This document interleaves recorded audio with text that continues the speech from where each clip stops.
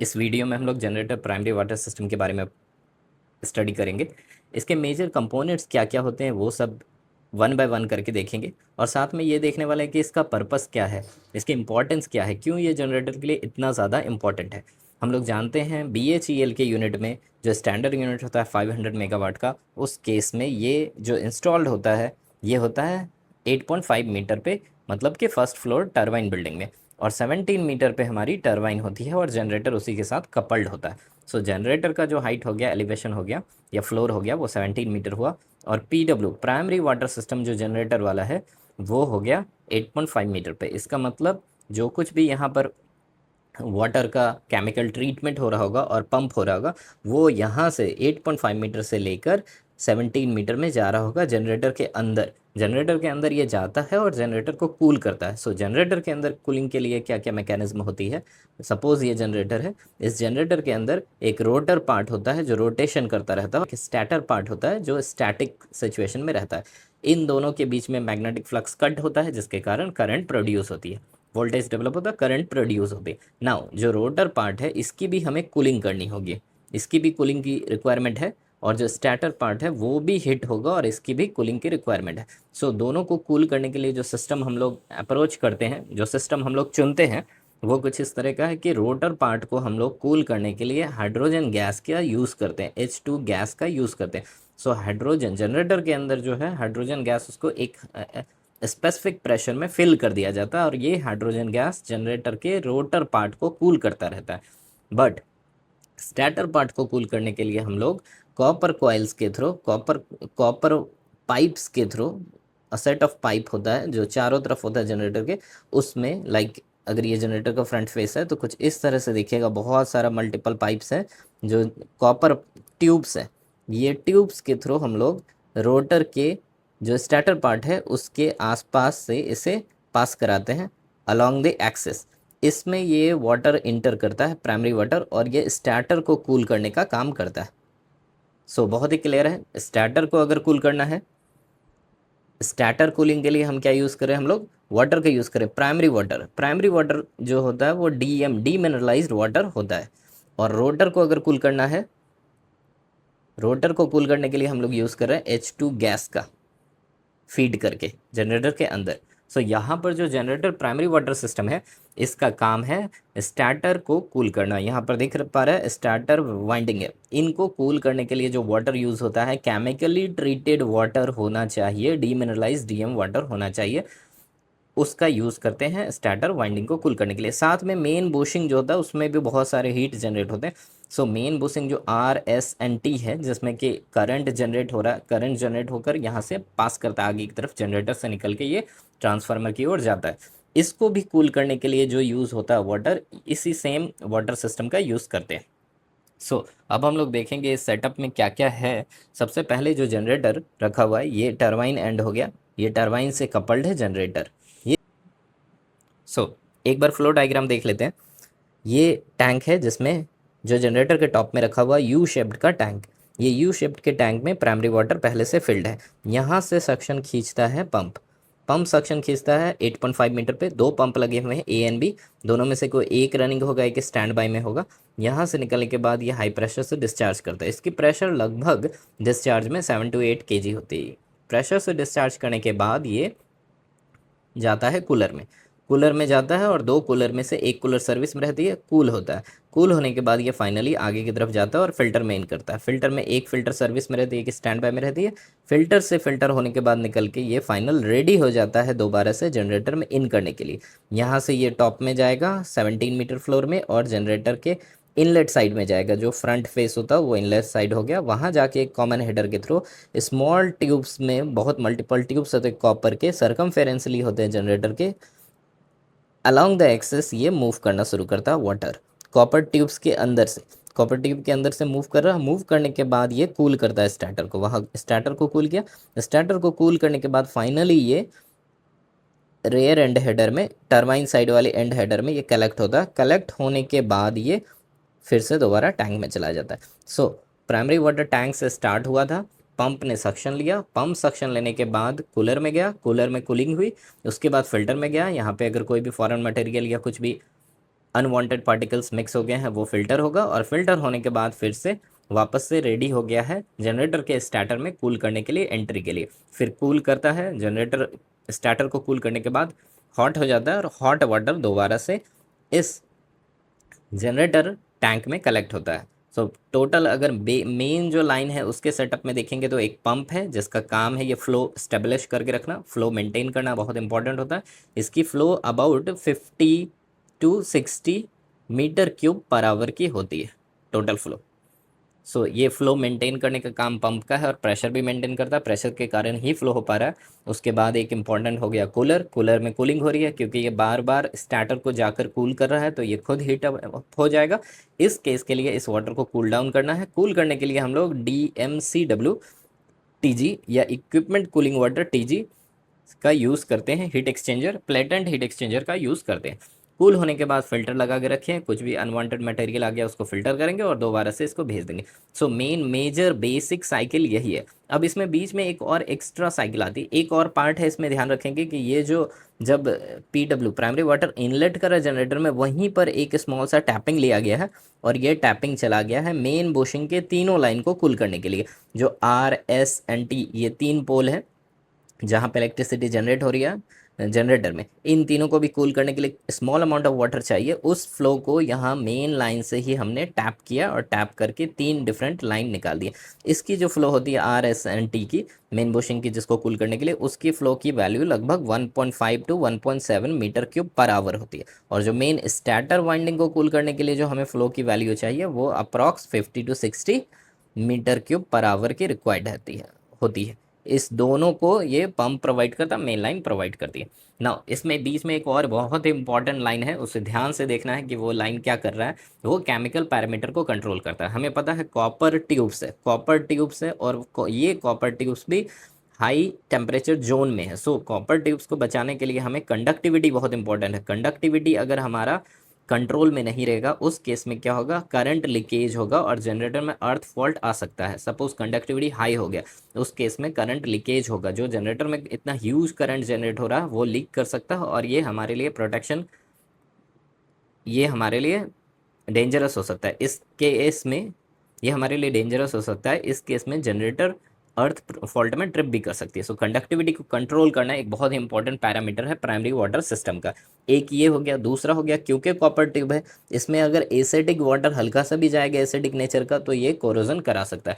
इसलिए हमें जो कुछ भी भेजना है वो कंट्रोल्ड पीएच में भेजना है, पीएच को हमें कंट्रोल करना है।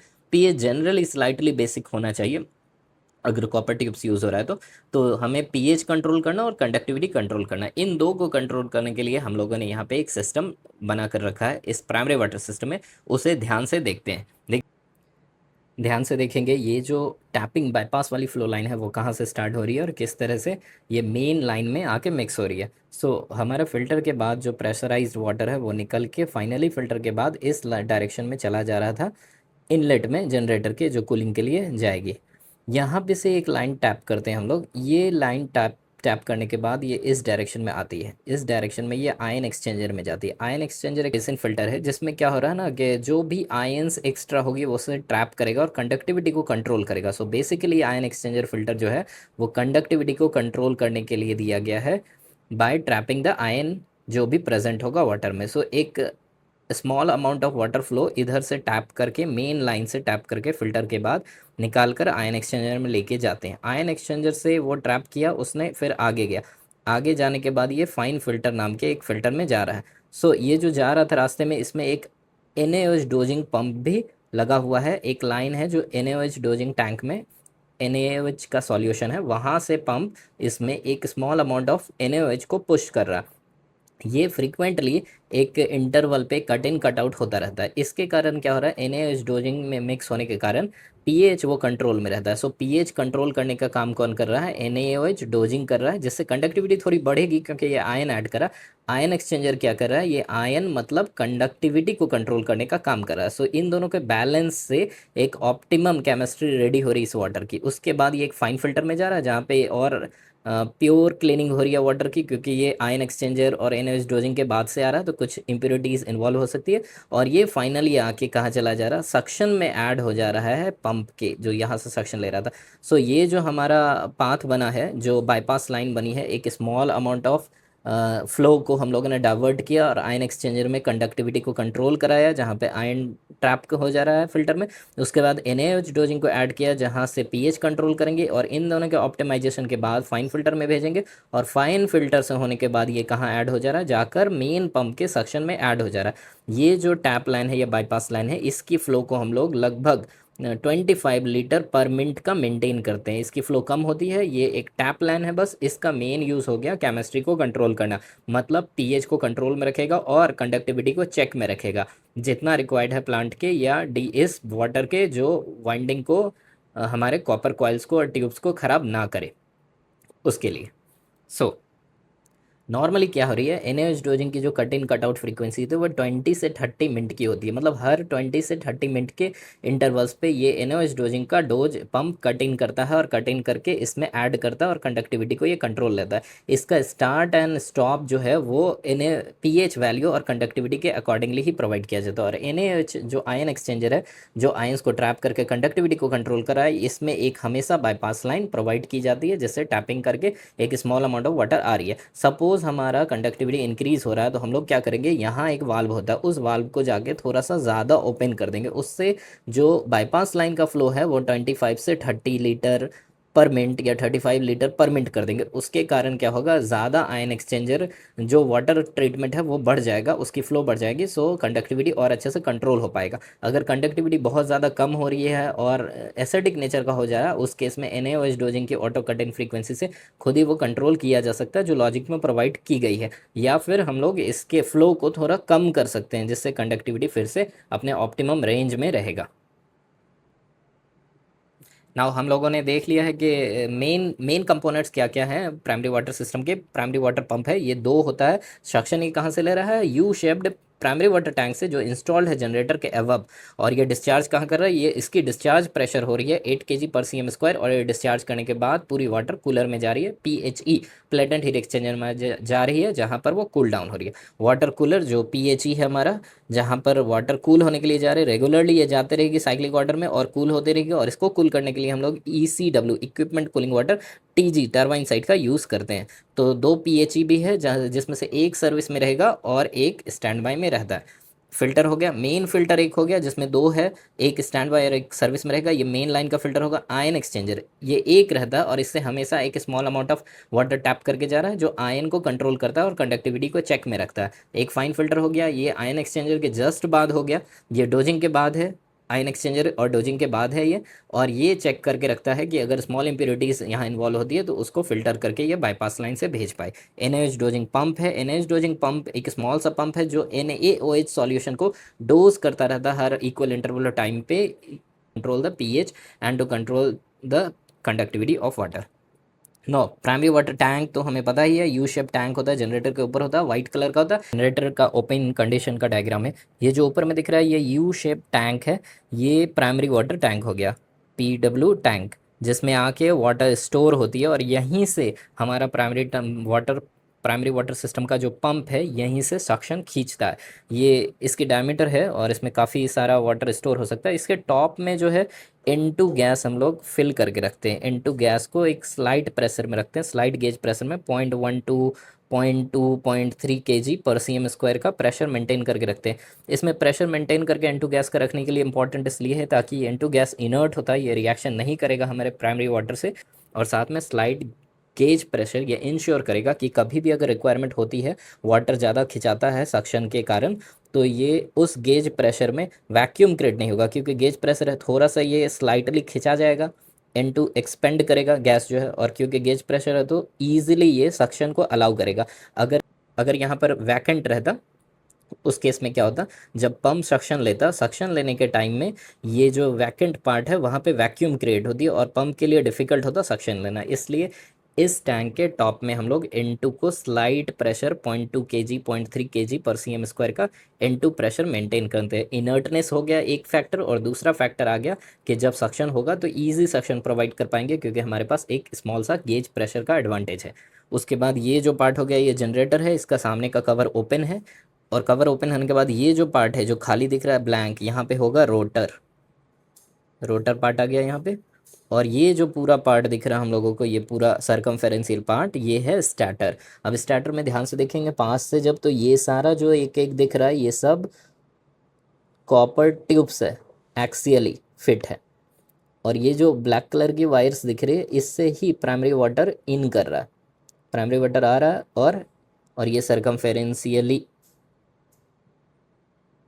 इनलेट, यहाँ से इनलेट आया, ये इस वाले स्टील ट्यूब में गया, सर्कमफेरेंशियली पूरा घूम जाएगा, और ये ब्लैक फ्लेक्सिबल ट्यूब्स के थ्रू ये सारे इन करेंगे। और सामने जो कॉपर ट्यूब्स दिख रहा है इनलेट, ये कॉपर ट्यूब के अंदर घुसेंगे। कॉपर ट्यूब के बाद घुसने के बाद ये कॉपर ट्यूब एक्सियली अंदर की तरफ रोटर के अलोंग द एक्सेस चला जाएगा, और ये रोटर को कंटिन्यूसली कूल करेगा, और फाइनली जो है उस बैक साइड में पूरा कलेक्ट होगा एक हेडर में, और वो कलेक्ट होकर इस टैंक में आ जाएगा, और टैंक से फिर पंप सक्शन ले लेगा। सो यही पूरा पिक्चोरियल व्यू है जनरेटर प्राइमरी वाटर सिस्टम का, टॉप में जनरेटर साइड का।